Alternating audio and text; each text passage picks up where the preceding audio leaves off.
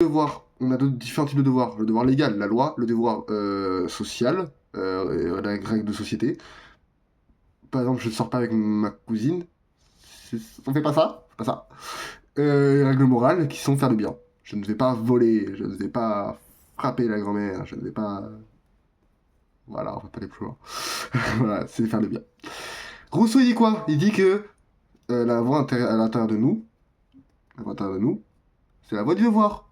Et que elle nous permet de faire... Elle a toujours raison. Elle a toujours raison. Et il dit que le devoir est l'arbitre infaillible du bien et du mal. C'est-à-dire qu'elle a toujours raison, qu'on doit suivre ce qu'elle dit. Voilà, c'est ça ce qu'il dit, honnêtement. Et donc le devoir, c'est important. C'est important, ça nous permet de faire du bien. Mais ça peut nous finir de faire du mal. Mais du coup, ça fait surtout du bien. Et ça a toujours raison. Voilà ce qu'il dit. Quand il dit quoi? Il dit que le devoir, c'est quelque chose de rationnel et universel, car on a tous la même morale. Et donc, il faut agir de manière à ce que l'on fait devienne une loi universelle. Voilà ce qu'il dit. Donc, devoir rationnel et universel, car on a tous la même morale. Et donc, il faut agir de manière à ce que l'on devienne une loi, à ce que ça devienne une loi universelle. Sartre, il dit aussi un peu la même chose. Il dit que faut agir de manière à ce que nos actes deviennent des exemples pour les autres, afin qu'on puisse tous vivre en société. Voilà ce qu'il dit. Si je traverse la route en suivant le feu vert, les gens vont me suivre. Je serai un exemple. Du coup, les gens le feront aussi, nous deviendrons des exemples aux autres, et ainsi de suite. Voilà. Freud, il dit autre chose, il dit que c'est faux le devoir, c'est pas une morale universelle.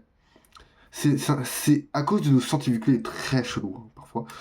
Bah, c'est très lié à l'inconscient. Ce qu'il dit, c'est que nos sentiments et nos pulsions nous poussent à faire des mauvaises choses. Et tiens, j'ai envie de frapper la grand-mère, tiens, inconsciemment, j'ai envie de taper Gérard. Et ça agit sur la société. Et donc, pour le devoir, c'est le prix à payer pour vivre en société, c'est-à-dire la répression de nos sentiments.